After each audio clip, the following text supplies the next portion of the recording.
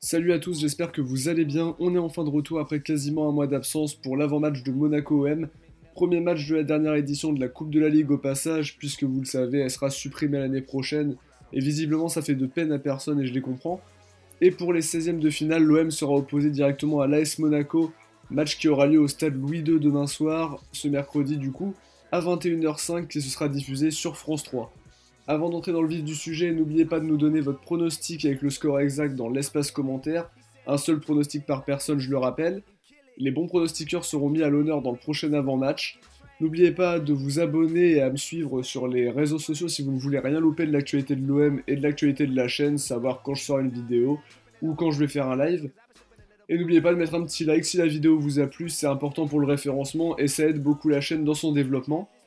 Du côté de l'OM, on va commencer directement avec la composition de Villas-Boas, un 4-3-3 évidemment, avec Pelé qui pourrait débuter dans les cages, même si Villas-Boas pourra en profiter pour tester Amadou Dia.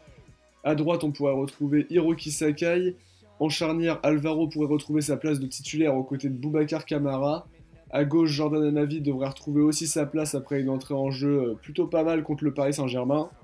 Au milieu, Strootman devrait être aligné en sentinelle avec Sanson et Rongier. À gauche, Payet devrait être titularisé pour retrouver le rythme et engranger de la confiance. À droite, Radonjic pourrait être aligné en espérant qu'il réussisse à montrer un bon visage cette fois-ci et peut-être inscrire son premier but avec l'OM. Il serait temps. En pointe, il y aura soit Valère Germain, mais moi je vois bien la surprise Marley Ake qui a fait une plutôt bonne entrée contre Paris lui aussi. Benedetto étant suspendu pour ce match-là, Villas-Boas pourrait profiter pour le titulariser. Pour Monaco, on sait que Ben Yedder sera laissé au repos a priori. Slimani devrait être forfait pour blessure. À voir le turnover proposé par Leonardo Jardim pour ce match de Coupe de la Ligue. Le joueur à suivre côté marseillais devrait être selon moi Dimitri Payet. On l'a vu contre Paris, capable de proposer du jeu offensivement. Faut un peu plus de justesse et un peu plus de bons choix. En tout cas, demain, ça pourrait être l'occasion pour lui de retrouver le rythme et de se redonner de la confiance, puisqu'il a manqué plusieurs matchs pour cause de suspension. Son impact sur les coups de pied arrêtés pourrait faire très très mal au Monégasque et ses frappes s'il décide enfin à tirer, ça pourrait faire très très mal à l'AS Monaco. Côté monégasque, justement, j'aurais évidemment dit Ben Yedder très en forme en ce moment, mais a priori il ne devrait pas jouer d'après ce que j'ai entendu. Je dirais alors qu'il faudra faire attention à Golovin qui est dans une plutôt bonne forme en ce début de saison, 2 buts de passes décisives et plutôt des bonnes prestations en globalité. Pour l'AS Monaco, ça va plutôt bien depuis quelques matchs. Il y a eu quand même la défaite 3-1 contre Montpellier à l'extérieur, mais ils ont pris par la suite 2 victoires très importantes, l'une contre Rennes 3 buts à 2 à domicile, et une victoire 1-0 contre Nantes à l'extérieur pour remonter à la 11e place de Ligue 1, bien évidemment bien aidé par Ben Yedder et Slimani qui sont un duo vraiment de très très grosse qualité. Donc on a de la chance qu'ils soient pas là demain. Côté marseillais, vous le savez, c'est pas terrible non plus en ce moment. Sur les 3 derniers matchs, c'est une défaite 3-1 à l'extérieur contre Amiens, puis une victoire importante 2-0 contre Strasbourg au Vélodrome, et plus récemment une défaite 4-0 contre le PSG au Parc. Avantage monégasque, même si évidemment les équipes seront remaniées à l'occasion de la Coupe de la Ligue, ces derniers matchs n'auront pas forcément beaucoup d'importance dans notre analyse. On va aussi parler des dernières confrontations. Sur les 3 dernières, l'OM reste invaincu face à l'AS Monaco.